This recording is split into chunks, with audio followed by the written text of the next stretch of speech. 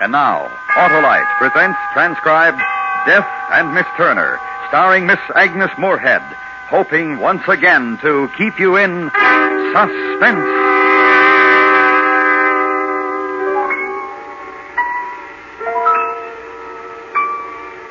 We went out for a walk this morning. I was dead, and I went out for a walk.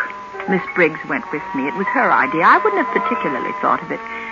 She'd brought the new picture in this morning. She took my chair and stood on it and took off one shoe and hammered the nail in the wall and hung the picture up. She asked me if it was hanging straight, and I said I thought so. And she said, well, and she took off her glasses and gave me a little inquiring expression. She always does that after she's done something for me. She wants my approval. So I looked at the picture hanging there, and I smiled, and I said, it's lovely. Plain black frame. Yes, you're right. That's just the right frame for it. I beg your pardon? The frame. I said it's good. The frame? Yes. Yes. There are some other pictures downstairs we could have framed, if you like. That would be a lot of trouble, wouldn't it? Not a bit. I think I could sleep some more. There's a headache just hovering over me. I don't want to wait until it gets me. Of course. You finish your nap. You know what might be nice, though, later on? To get some air. Go for a stroll in the park. Go out today? And have lunch somewhere nice, like 96 Piccadilly or Claridge's. How about it? I'll ring up and reserve a table. It's cool. Maybe I can borrow that red coat that's hanging up in there. Yes. That's fine, Rachel.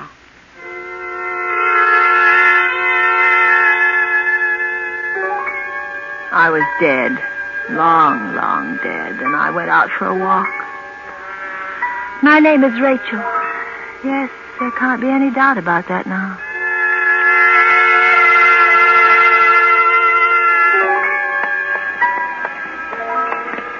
And then the American meets the Englishman and says, well, how are things here, old boy? And the Englishman says, better than next year. Well, no sense pulling a long face. Like my dad always says, if I could get a steak, I couldn't afford it anyway, so... Are you getting tired, dear? Huh? You've seen enough of London for today? Oh, no. I'm enjoying this so very much, as long as we don't walk too fast. We're not, are we? Oh, no, it's lovely. How long have you been in London, Rachel? You know I can't tell you that, Miss Briggs. Yes, of course. You're just hoping that I just might let something sort of slip accidentally, aren't you, Miss Briggs? Yes, I guess so. It'd be nice, wouldn't it? No, it wouldn't. Don't count on it, Miss Briggs. It's not going to happen. I can't risk it. Look, there's the frame shop where I got our new picture done this morning. The black frame you like so much. He's framing some more for us. Let's just go in and see how he's coming along. Is this a new shop? Yes, I think so. Hello there, anybody in? Who's that? Oh, Miss Briggs, isn't it? How are we today? Fine, thank you, Mr. Putney. My friend here and I thought we'd just look in and see how our little job of work is going. I see. Yes, that was the 4 oils by, who was it? Turner, that's it, Turner. Let's see. No, I'm afraid we haven't got them yet. There they are hanging up there on the line. They're awfully good, aren't they, Miss Briggs? Who did you say... I've been here before. Beg your pardon? It was the same. Oh, I'm afraid not. You see... What do you mean? I tell you... Well, I've only just opened my shop 4 days ago. Well, I'm not talking about your shop necessarily, Mr. Putney, but these. Oh, these paintings. I don't know. Miss Briggs brought them in by Turner. Turner? That's preposterous. J.M. Turner?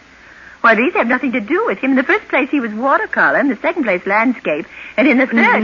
Not J.M. Turner. Another Turner. They're signed. R. Turner. Oh. Interesting painter, this one, don't you think? Not exactly macabre, but something shivery about it. All 4 of them seem to have I guess you'd call it an ominous overtone. Really? I don't feel that particularly.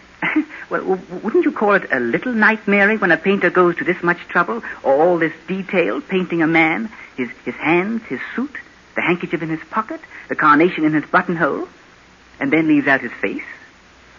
In all 4 paintings, no face. I see a face. Yes, of course.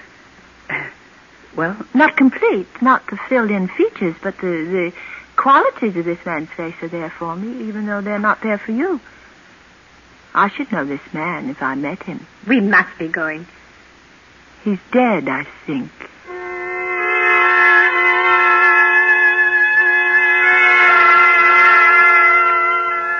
We rode back in a taxi, Miss Briggs and I. She had a bundle which Mr. Putney said she'd ordered or something. I wasn't listening to them. Every time I opened my mouth to say something, I gave them an advantage. Every time I went out for a walk with one of them, like today, I showed things in my expression that told them what they wanted to know. I'd fallen into the trap when Miss Briggs had suggested that walk this morning. I'd been weak. I should never have gone. I want to be dead, and I won't be brought back from it. Well, had a nap, Rachel? Yes. What have you got there? This? Some stuff I ordered the other day from Mr. Putney. Oh? What is it? You laugh. No. Well, I know it's foolish, but as my dad says, faint heart never drew a royal flush. I must say I don't know what that means quite. I'm not a card player. Anyway, it's something I've always wanted to have a private dabble at. They say it relaxes the nerves. And who knows? I'm younger than Grandma Moses. Paints. You bought a box of paints. And brushes. This one, if you please, costs 2 guineas. It's for the fine detail work, he says. Sable. Huh? It's a sable brush. And these things, you mix your colors on them. Palettes. And then there's whatever this is, fixative. And, well, anyway, I've gone and got a perfect smasher of a real professional kit. Now, someone will teach me to draw a straight line. You didn't buy this box of paints for yourself. Did you, Miss Briggs? Well, whatever. You bought them for me. That was it, wasn't it? I was a painter. That's what you're waiting for me to find out. R. Turner, the painter who does portraits of a man without a face. It's Rachel Turner. Is that it?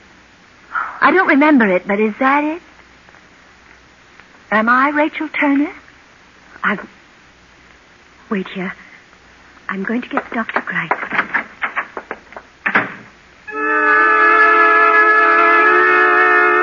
I looked at the door a moment after she'd gone. Then a square of white became the only thing in the room. I'd picked up a canvas board. I drew a chair forward and propped the canvas against it.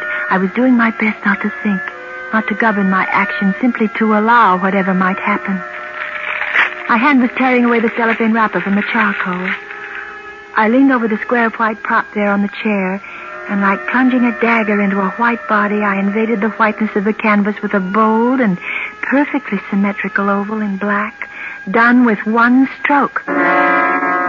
Charcoal fell from my hand. Now the oils were spreading onto the palette. Sable brush stabbing into the colors, blending them, testing the mixture. Perfect flesh tone. Why? For what sake? There was a roaring in my ears like the sound of a train rushing through the night.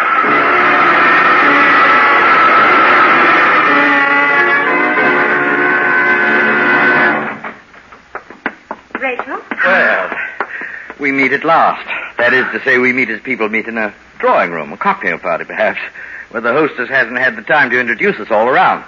We find each other elbow to elbow at the punch bowl. At this moment, you smile to me as I hand you your glass, and I say, my name is Grice. I'm Rachel Turner. I'm a painter. Oh? It's a subject on which I'm dreadfully ill-informed. I'm a psychologist myself. Sir Bartley Grice, of Her Majesty's College of Medicine. Heavens. Not only a painter, but a positive encyclopedist. How could you know that? Have we met before? We've not met at all this way. We don't meet, you and I, Sir Bartley, until some months in this year, 1952, when you're my doctor. And I'm a patient who has lost her memory. How much do you know now, Miss Turner? You're going to be sorry.